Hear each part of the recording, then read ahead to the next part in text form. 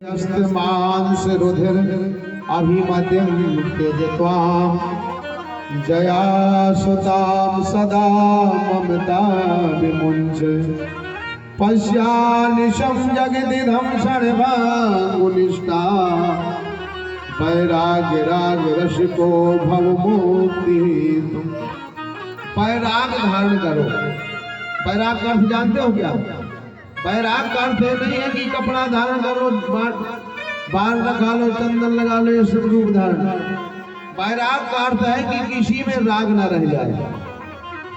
ऐसा ना हो कि आज हमें पनीर की सब्जी नहीं मिली तो हमारा पेट नहीं भरो। राग माने प्रेम। आज हमारे पास ये नहीं है तो हमारा जीवन अधूरा है। आज हमारे पास गाड़ी नहीं है तो अधूरा है जीवन। आज हमारे पास पैसे नहीं है। ये राग जो है, ये राग ही तो सबसे परेशान किए। इनसे वैराग अर्थात इनको छोड़ने का प्रयास करो। जैसा भोजन मिल जाए उसी में संतुष्टि रखो। भोजन इसलिए किया जाता है शरीर को जिंदा रखने के लिए। और शरीर जिंदा क्यों रखा जाता है? भजन करने के लिए। इसलिए पिता माता जी वैराग के रस में आप आइए, वैराग को धारण करो। देह अस्थि मांस रुधिर, ये शरीर जैसे कहें कि हम पंडित जी हैं तो पंडित जी के अंदर क्या है?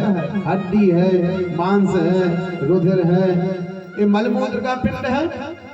इस पिंड से तुम कहती हो कि हमारे तुम पुत्र हो। इस पिंड से तुम कहती हो कि हमारे तुम भाई हो। ये पिंड क्या है? मलमूत्र का। जया सुताम सदा ममता विमुंचे, पत्नी पुत्रों से सदा ममता छोड़ो धीरे धीरे, क्योंकि ये ममता एक दिन छूटना है। तो पहले से अभ्यास बनाए रहो। ऐसा न करो कि भैया ऐसे के बिना तो होना ही नहीं है कुछ। इसे कहते हैं भागवत जी का ज्ञान। ज्ञान और वैराग जो है भागवत में, यही तो भागवत सर्वश्रेष्ठ ग्रंथ है। क्योंकि ये संसार छूटना है। इन छोड़ने वालों से प्रेम करोगे तो आपको दुख ही मिलेगा। और भगवान जगदीश्वर से, परमात्मा से, कन्हैया से प्रेम करोगे तो अंत में कन्हैया ही याद आएंगे। और यही तो गोपियों ने किया था ना। गोपियों ने क्या किया था? गोमानी इंद्री पीमाने पिबती, जो अपनी इंद्रियों को दमन कर दे, काम क्रोध लोभ मत्सर, अब भगवान के चरणों में लग जाए, वही गोपी है। गोपी ना कोई पुरुष है ना कोई स्त्री है। गोपी तो एक भाव है। जब जीवन में गोपी भाव आता है तभी कन्हैया उसी क्षण प्रकट हो जाते हैं। बोले वृंदावन बिहारी लाल की। ऐसा करदम को सुनाया कपिल देव जी ने माता को, और कपिल देव जी चले गए जंगल को। इस प्रकार से आगोती देहोती और प्रसूति का विवाह दक्ष प्रजापति के साथ हुआ। दक्ष की कथा आप जानते हैं कि दक्ष ने अपनी बेटी का विवाह भगवान शिव के साथ किया, सती का। और सती एक बार भगवान शिव और सती जा रहे थे तो रास्ते में भगवान के राम की परीक्षा लेने को सती गई। और सती ने क्या किया कि सीता का वेश रख लिया, परीक्षा ले ली।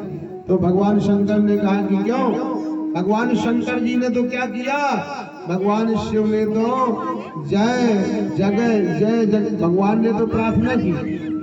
और प्रार्थना करने के बाद जय सच्चिदानंद, हे आपकी जय हो जय हो जय हो, ऐसा किया।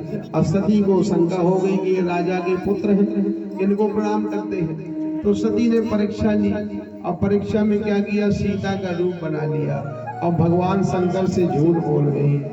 तो उन्होंने कहा कि क्या किया? उन्होंने कहा महाराज कहता ना, मैंने परीक्षा नहीं ली। और क्या किया? तुम्हारे जाकर के जैसे आपने प्रणाम किया वैसे ही प्रणाम किया। कहता हूँ परीक्षा न ली गुसाई, अकील प्रणाम तुम्हारी नाई। शंकर जी तो जान गए कि इनने सीता का रूप रखा और उन्हें ध्यान धर कर देखा, सती जी से मोह छूट गया, सती को त्याग कर दिया। और भगवान शंकर जी क्या करने लगे? तपस्या करने को चले गए। और एक समय क्या हुआ था कि दक्ष जो था देवताओं का राजा था, शंकर जी को कौन? ससुर दक्ष प्रजापति। तो एक बार ब्रह्म सभा में दक्ष आया और सब देवता उठ खड़े हुए, लेकिन ब्रह्मा जी